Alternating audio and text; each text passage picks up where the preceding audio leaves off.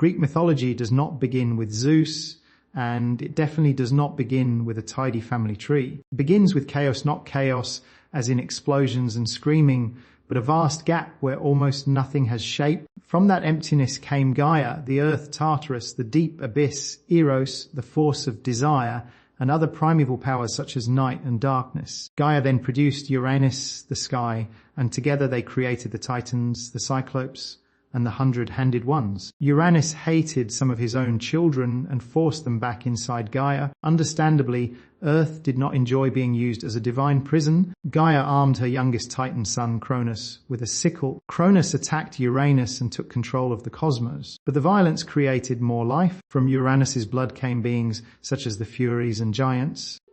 From the sea foam surrounding part of his fallen body, one famous tradition says Aphrodite was born. Cronus now ruled with his sister and wife Rhea. This era was later remembered as a golden age, but Cronus had inherited one serious problem prophecy. He learned that one of his children would overthrow him, just as he had overthrown his father. So whenever Rhea gave birth, Cronus swallowed the child whole. Hestia, Demeter, Hera, Hades, and Poseidon disappeared into his stomach. When Zeus was born, Rhea hid him on Crete and gave Cronus a stone wrapped like a baby. Cronus swallowed it without checking, which is an impressive failure of both parenting and basic observation. Zeus grew up, forced Cronus to release his siblings, and began a war against the Titans. Titanomachy lasted 10 years. Zeus freed the Cyclopes and 100-handed ones from Tartarus. In return, the Cyclopes gave Zeus the thunderbolt, Poseidon the trident, and Hades a helmet that made him invisible. The younger gods won. Many Titans were imprisoned in Tartarus,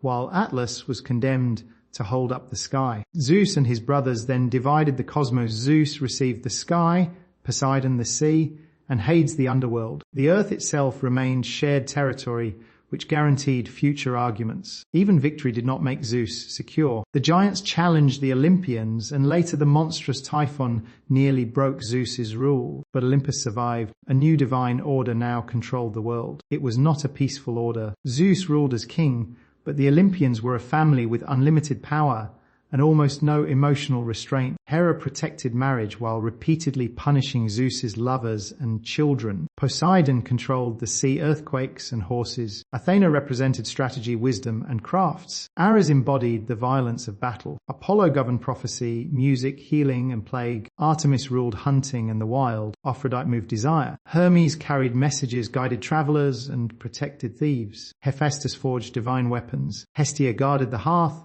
while Dionysus brought wine, ecstasy, and dangerous freedom. Tradition did not always agree on the exact list of 12 Olympians. That is important. Greek mythology was never one official book. It was a huge collection of poems, rituals, local traditions, plays, and competing versions. The gods also shaped human life. Prometheus, a titan who sided with Zeus in some traditions, became humanity's great defender, tricked Zeus during a sacrifice, and later stole fire for mortals. Zeus punished him by chaining him to a rock, where an eagle repeatedly ate his liver. Humanity was punished too. Zeus ordered the creation of Pandora, the first woman in Hesiod's account. She opened a jar that released suffering into the world, leaving only hope inside. The familiar Pandora's box is a later wording. In the earliest surviving Greek version, it was a jar. The human world then passed through declining ages: gold, silver, bronze, a heroic age, and finally iron. Another tradition tells of a great flood sent by Zeus.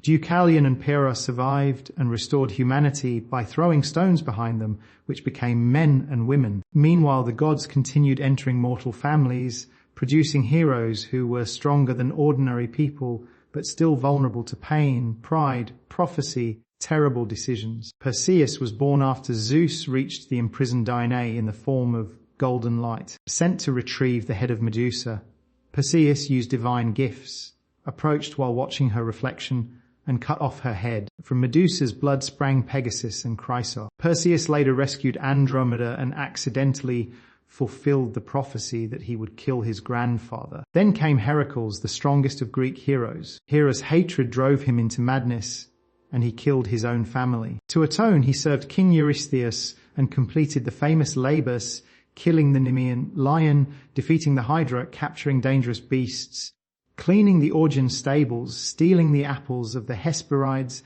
and dragging Cerberus from the underworld. After further suffering and death, Heracles was accepted among the gods. Theseus became the great hero of Athens. He entered the Cretan labyrinth, killed the Minotaur, and escaped using Ariadne's thread. Then he abandoned Ariadne and forgot to change his ship's black sail to white. His father, believing Theseus dead, threw himself into the sea. Heroes rarely received uncomplicated victories. Jason gathered the Argonauts to seek the Golden Fleece. He succeeded largely because Medea, a powerful princess and sorceress, betrayed her own family to help him. Jason later abandoned her for another marriage. Their story ended not in glory, but revenge and ruin. The royal House of Thebes became another machine for turning prophecy into disaster. Cadmus founded the city. Generations later, Oedipus tried to escape a prophecy that he would kill his father and marry his mother. Every attempt to avoid it moved him closer to fulfilling it. His sons then destroyed each other, and the conflict eventually led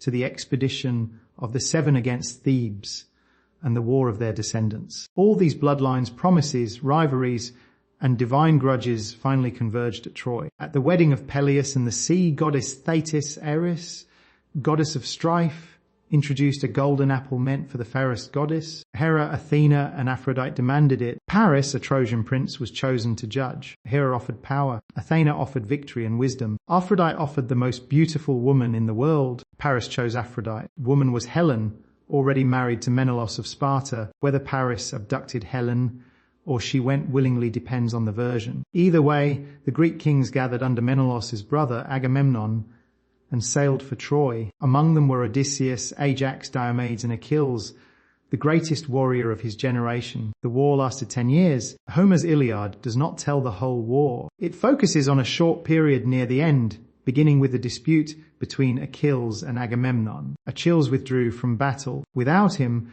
the Trojans gained ground under their prince Hector. Achilles' friend Patroclus entered battle wearing Achilles' armor and was killed by Hector. Achilles returned, killed Hector, and dragged his body behind a chariot. But when Hector's elderly father, King Priam, entered the Greek camp and begged for his son's body, Achilles finally recognized the grief shared by both sides. The Iliad ends there before the fall of Troy. Later traditions complete the destruction. Achilles was killed, commonly by Paris with Apollo's help. Odysseus then devised the wooden horse. Warriors hid inside it, while the rest of the fleet pretended to leave. Despite warnings from figures such as Cassandra and Locke, the Trojans brought the horse into the city. That night, Troy fell, but victory did not rescue the Greeks from consequence. Agamemnon returned home and was murdered. Menelaus wandered before returning with Helen. Ajax the Lesser was destroyed after violating sacred protection. Odysseus spent 10 more years struggling home through the Cyclops, Circe, the Sirens, Scylla,